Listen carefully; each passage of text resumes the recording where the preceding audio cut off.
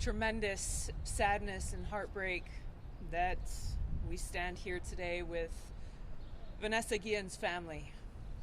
Her dad Roger and her sisters Myra and Lupe and her mother Gloria. What they are going through is unimaginable. We stand here for Vanessa. We stand here for justice. We stand here for every other service member who's experienced sexual harassment or assault and did not feel safe reporting it out of fear of retaliation. For years, the Department of Defense has talked about reform. For years, Congress has pushed the Department of Defense towards the necessary reforms.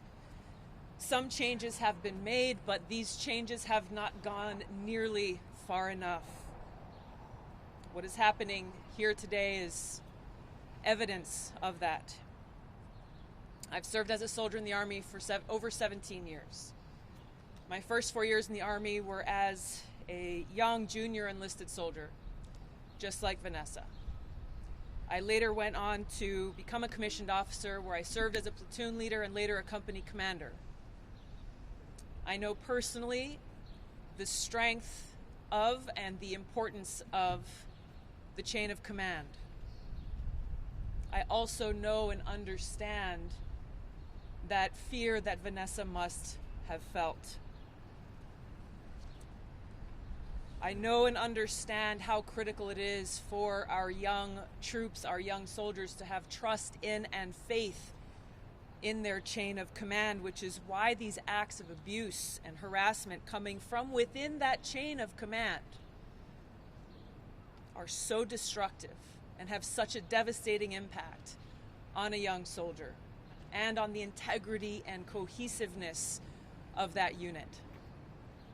This is why throughout my time in Congress, I have long advocated for real reforms through legislation like the Military Justice Improvement Act and other bills that would provide an independent, transparent path towards justice for victims of sexual harassment and assault by providing them a way to report these incidents outside of the chain of command, where they would feel safe from that fear of retaliation and would have the trust that they would have their day in court, that they would be able to seek true justice. This is what Vanessa and her family deserve. This is what all of our service members deserve. This justice and closure. So I stand with the Guillen family in calling for congressional oversight to find out exactly what happened to her.